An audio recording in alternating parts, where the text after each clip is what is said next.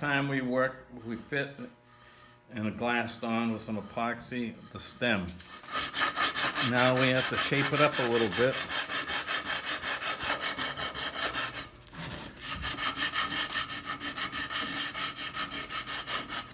Another thing, I have to shape this up too. I added this little piece.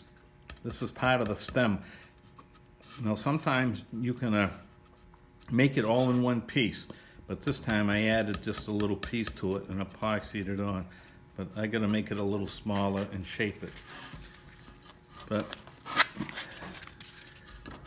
you wanna bevel the stem, heading towards the bottom, narrow it down a little bit.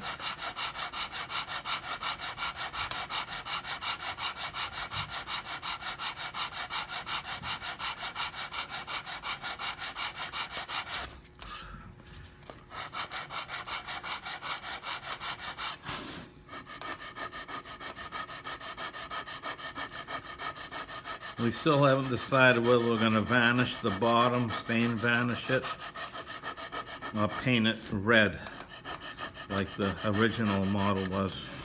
I think what we'll do is we'll smooth it up, stain it, put a few coats of varnish on it, then we'll decide if we're going to leave it varnished. There is a little imperfection here, and this little piece I glued on kind of shows. I think you kind of have to do the staining for a demonstration, and then if you don't like the looks, you can paint over it. Yep.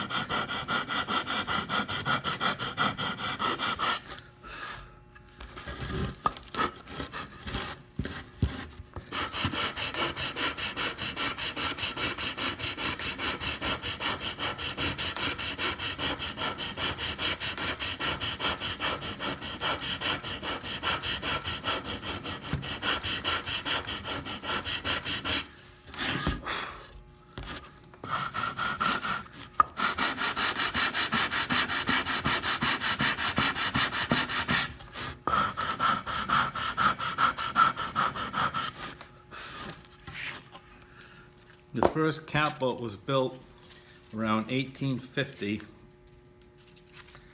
My great-grandfather finished it after his father started it and he died. And the story goes that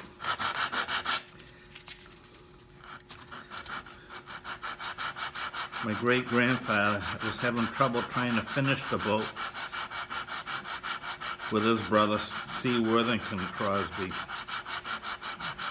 And their mother hired someone to have a seance. And her name was Mrs. Manley. And they got in contact with their father, and he told them how to finish the boat. And since that time, my grandfather, my father, and all my brothers have had the middle name Manley. Or the first name, right? No. Scott's first name, maybe? Horace. Oh, Horace the third. So it's just a story, but kind of interesting. They were tipping tables, that's how they did the seance, that's what I read. table tipping. Was it to finish the centerboard? Was that what they couldn't figure out how to do that? Like the centerboard box, maybe? I thought it was a frame, Oh, frame. some frames. They couldn't. And that first little cap out was called Little Ava, right? Ava, yeah. Little Ava. It was Horace S. Crosby. You think S is for Stoughton, maybe? Stoughton, I believe. Stoughton. And C. Worthington, Cornelius Worthington. And their father was Andrew Crosby. And the mother, who did the seance, was Tirzah Lovell Crosby.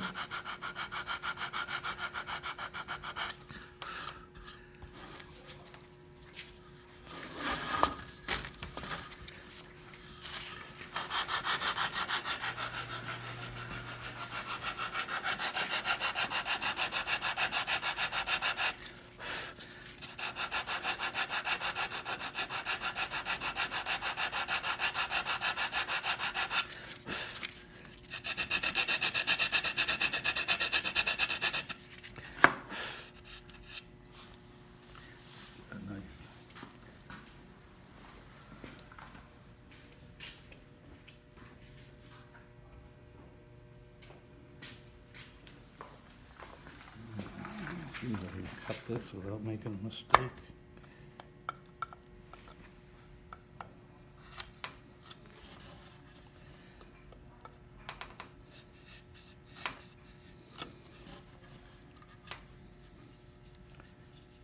How come you put in so large a piece, just easier to remove wood than add it later? Yeah.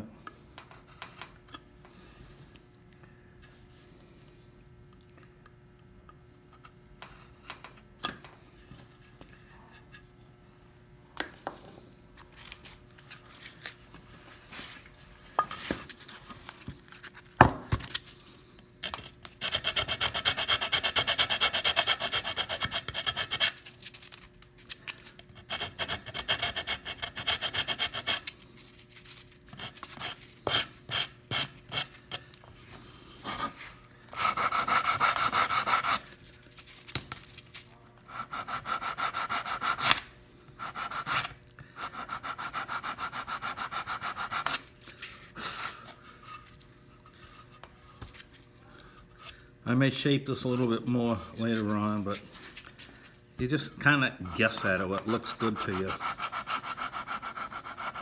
Because there's no plans that will really tell you this.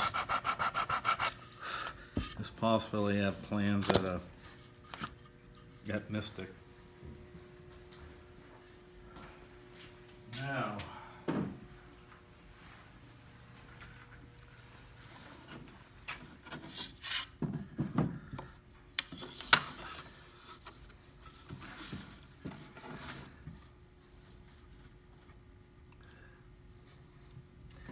we're going to make the keel. And you got to kind of, when there's no plans, you just have to kind of guess a little bit. Well, you must have some way to recommend how to guess accurately. How do you?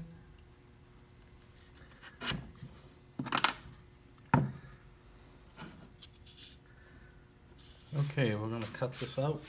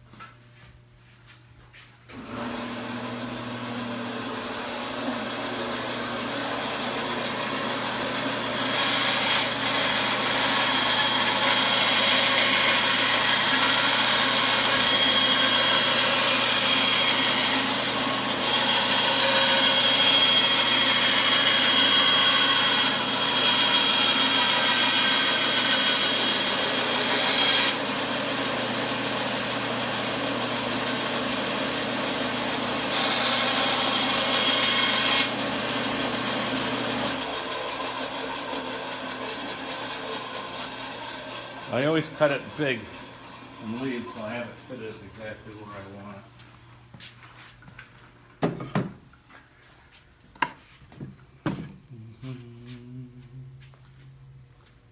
So do you have any tips on how to guess at the keel?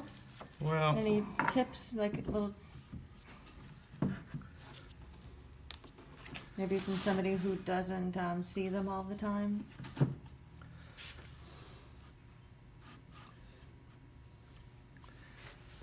you can find small sets of plans in the catboat book. This is a very nice book all about catboats, not just Crosby's, all of them. And this is the one we're making right now. They don't show any plans, but if you can get this book through Amazon, see, so you have to just kind of guess. This boat had an engine in it, that's why the rudder is curved out and the keel is curled out for the prop. But you can see how the keel comes down. It's very small up in here.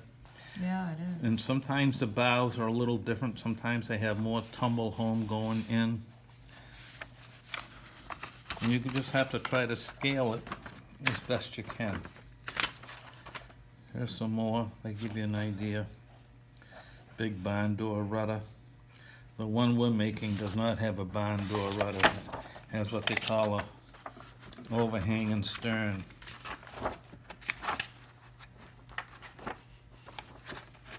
I lost where it was. Yeah. See, the stern slants and the rudder's underneath.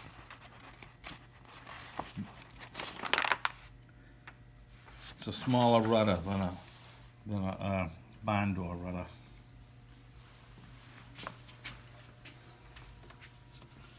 I usually put a little, like I said before, I put a little piece of paper, white paper down. It makes it easier to see. If you have a gap.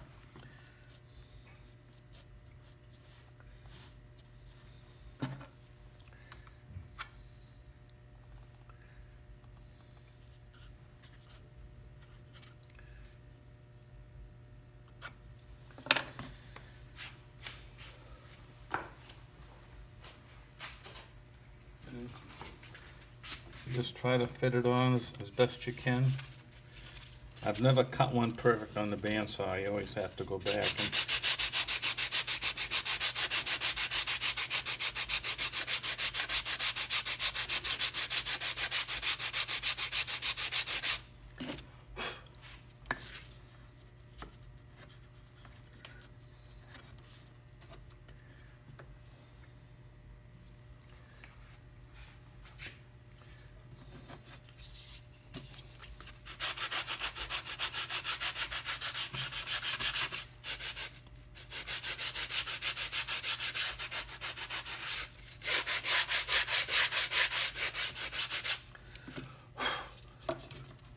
after I fasten this on, then I'll plane this down to fit that.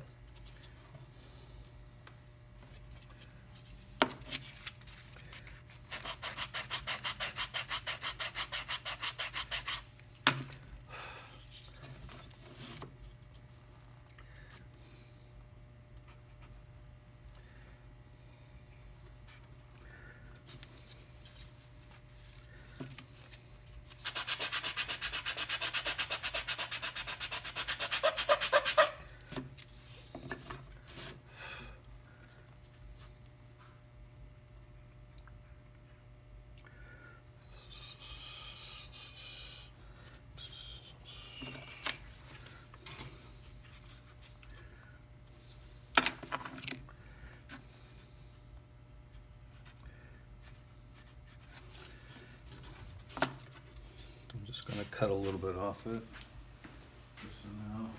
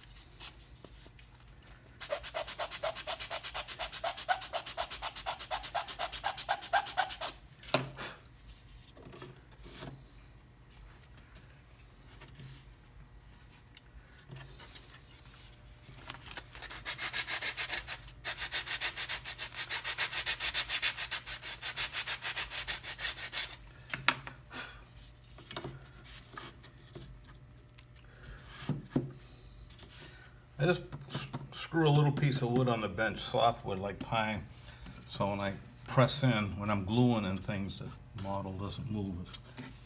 And it won't dent because you have it curved. I curve it a little. This could probably be curved more, and it's just a soft wood.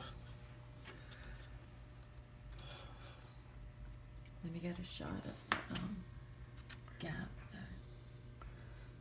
It's not perfect, but That's nice, though. it's very close. Yeah.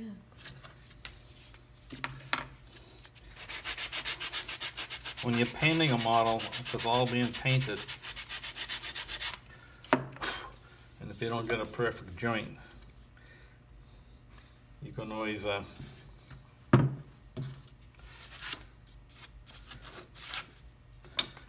use a little fairing compound. I use an epoxy fairing compound that takes overnight to dry, but it sands nice. And you have to get a, if you're using either West System or MAS, you know, for gluing, and then you want to make a fairing compound,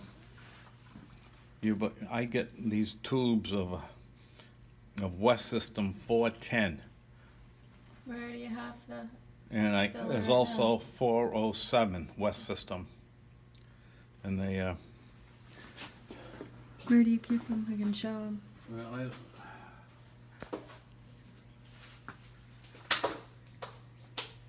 this is the 410. Oh.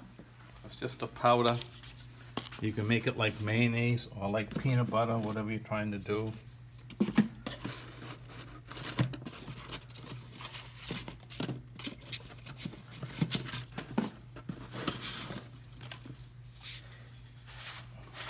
The 407 is kind of brown,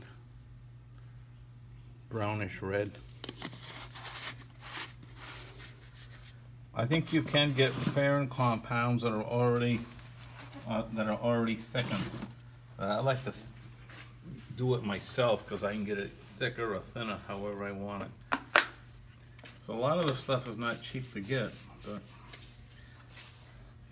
I think West System 410 or 407 you can probably get at a good hardware store. If you need to fair something and you plan to stain later, you can add a little bit of the stain Yes, we use a to the fairing. gel stain, not a thin Minwax. Get a gel stain and try to get the closest color you can. Do you have one over here? Different companies make a gel stain. Do you have a can of the gel? I don't see it. What is it? This is just Oh, down one. there, yeah. This is just one brand that we use at the boatyard. Yeah, it's a good stain. You can't put too much stain in because it'll kind of weaken the epoxy a little. Yeah, just enough to color it, and then you can still stain over This is it. a model I've just started. It's called a sandbagger. It's sort of similar to a catboat, but it's got a long bowsprit that sticks out. And it's faster. It's just a little different. Cool.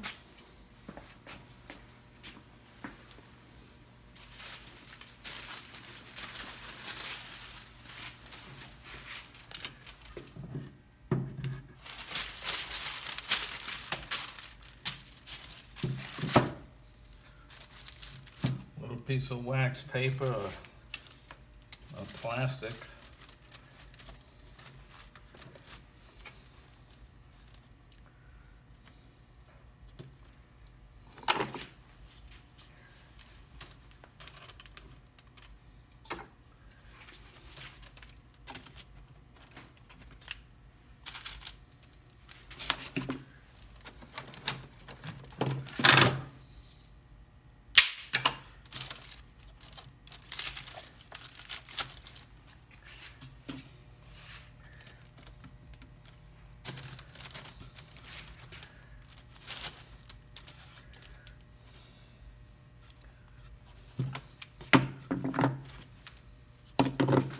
You know, I'm going to put some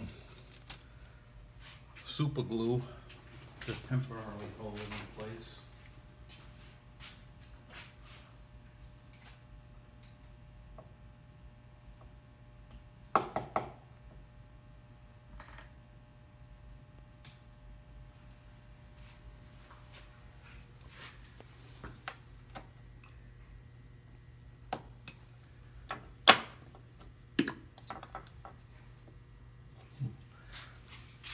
This was I mentioned this before, Zappa Gap is a real good glue.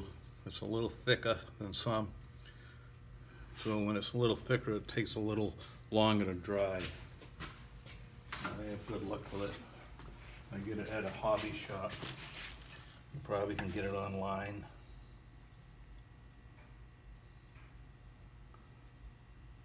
If you get it off on your skin, it's gonna stick your fingers together, but eventually it'll come off. Or you could just wear gloves. I know, I have a hard time wearing gloves.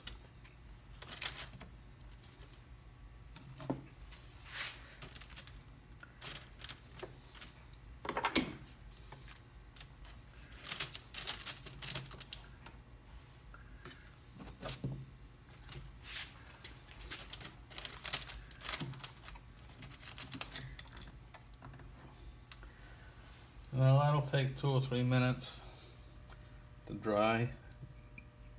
So one clamp is pushing the keel up tight to Yeah. the hull, and the other is clamping the keel down to the bench. Yeah, as they say, if I got a little space between the hull and the keel, a little 410 filler. 410 filler matches in good with the basswood. The And mahogany the 407 is, is better for mahogany. if you add a little mahogany stain to it. Yeah. You have to kind of fool with it. I'm sure there's other ways to get Farron compounds. I don't like the fast iron Bondo types myself. I don't think they sand good, but they do dry an awful lot faster. So I still recommend a West System type filler. Make sure it's 410 or 407. They have a lot of different fillers, but some when they dry, they're hard as a rock to sand. So you want to make sure you have the 410 or 407.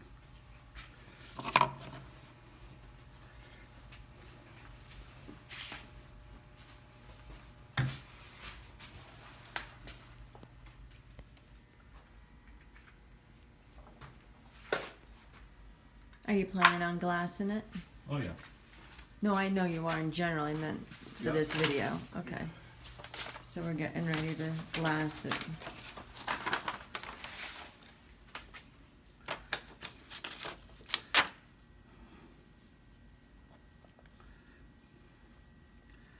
This was a very thin 4-ounce cloth. I think you can get it through a marine store. I'm lucky I can get some at the boatyard. Don't tell my boss. For those of you who don't know, Malcolm and I work together in the paint department at Crosby Yacht Yard. Same place where the first cat boat was designed and built.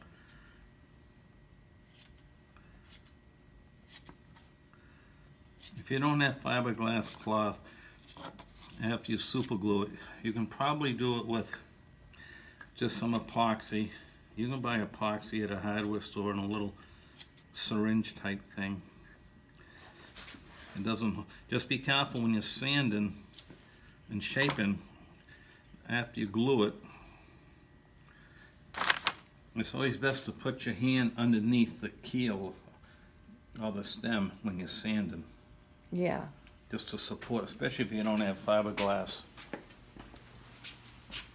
I always find it surprising you don't completely cut and shape the keel before you glass it, Yeah, but I just don't. just support it with your hand while you're sanding. Because it's easier to plane it and shape it a little when you can hold on to the model too instead of a little thin piece of wood. Yeah, I used to that.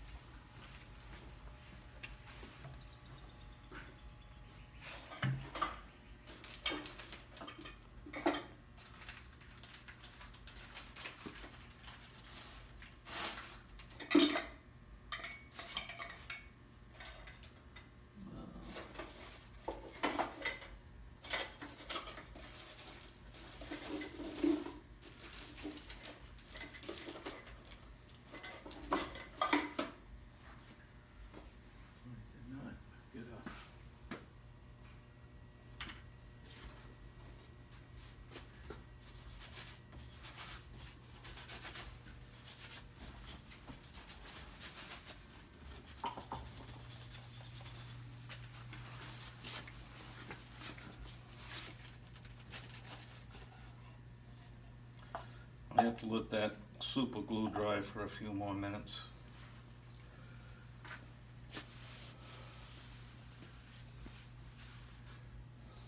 There's a picture in the catboat book of that model on this sandbagger.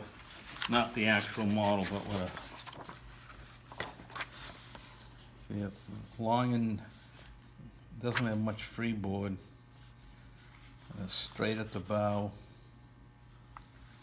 And it's got a long, this doesn't show it, but usually there's a long bowsprit that sticks out 3 or 4 feet, if not more.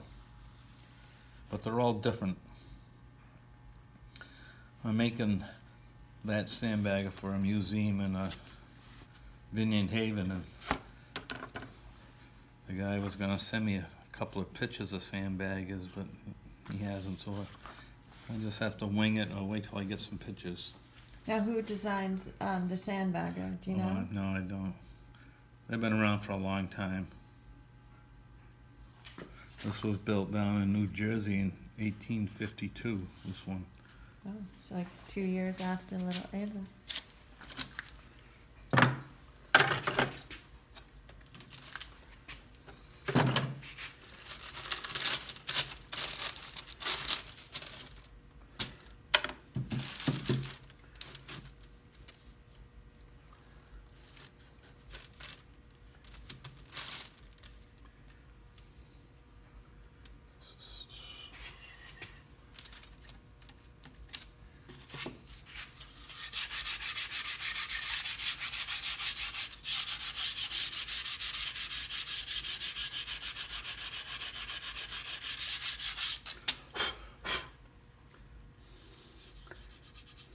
I wouldn't trust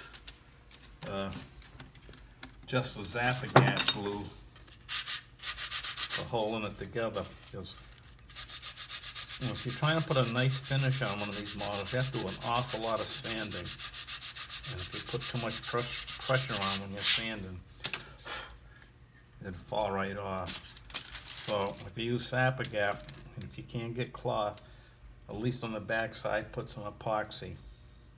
Just brush it on if you don't have cloth? Yeah, just brush it on. Yeah. Most of the time, I use what they call an acid brush. I think you get them at any hardware stores. Plumbers use them for soldering, but they're good for gluing. They're cheap.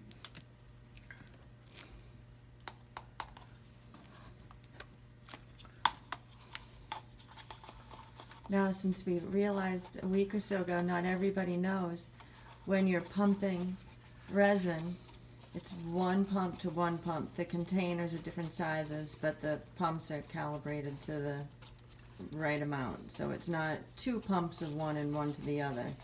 It's 1 pump to 1 pump. West System is a different calibration, though they have the pumps just like this, but West System, I believe, is for most of the resins is 5 to 1. MAS is 2 to 1. But you're still one It's pump still of one resin, pump to one pump, of right. hardener. So no matter what brand, it's still 1 pump to 1 pump, even if they have different ratios. And there are other brands.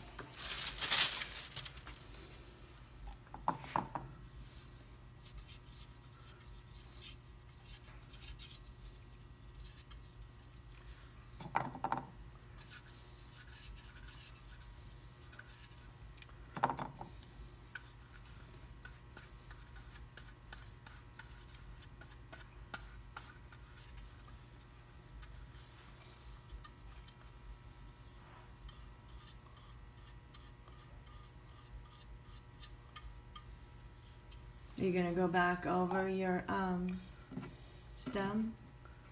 With cloth? Yeah. No, I've already done it. Right, I didn't know if you were going over it a second time with more. No.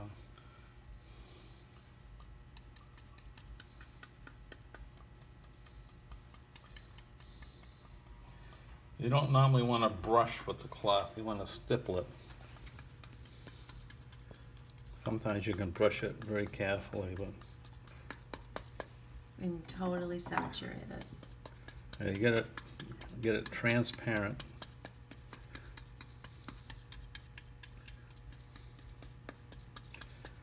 I'm sure the old timers would not think this was the right way to do it, but, The old timers didn't know what fiberglass was. you know.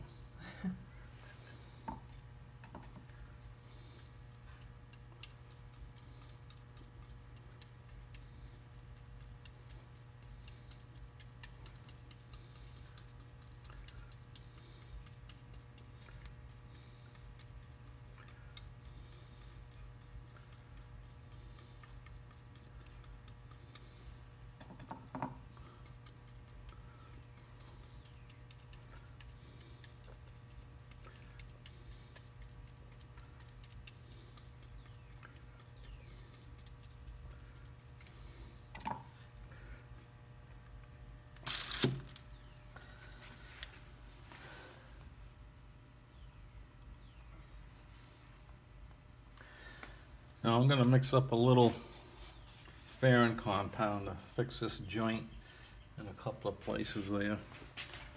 Seems I have some of the epoxy left over. Before it kicks, you can add a little bit of the... The warmer the weather, the faster it kicks. And if you have too much in a pot, it kicks real fast, so you wanna be careful. This stuff can get so hot in the right weather conditions outside that could burst into flame. You should always have water near you if you're going to be But it's working only with when it. you're outside or you're having it too deep. If you're in a paint tray, it doesn't make as much heat.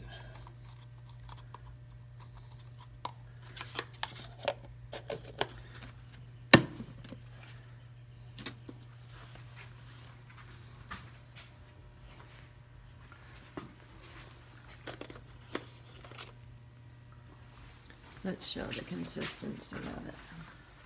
Yeah, this is more like mayonnaise maybe. I could have made it a little bit thicker.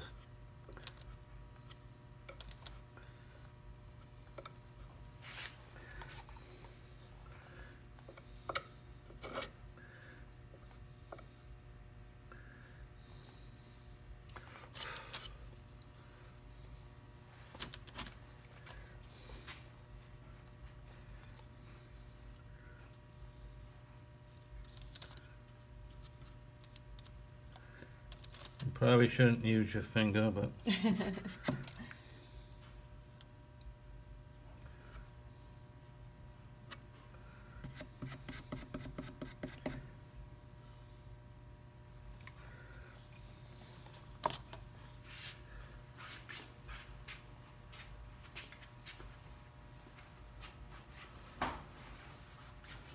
now this might be dry to work on in 5 or 6 hours, depending on the temperature. But most of the time I let it set overnight. I am going to do some more filling along here, but I got to get rid of these little pencil lines first. Okay. Now, the next time we have to put a center board on, make a rudder, a rub rail, and a tow rail. That won't be all the same video, though. No, The next video I'm will not- probably be the center board no, and maybe the rudder. I'm not sure. I may want to go to Okay. the rub rail. All right. Maybe, I don't know. We'll just figure that out. Some more carpentry before we start getting to the finishing. We have more carpentry. All right. Okay. Thank you so much.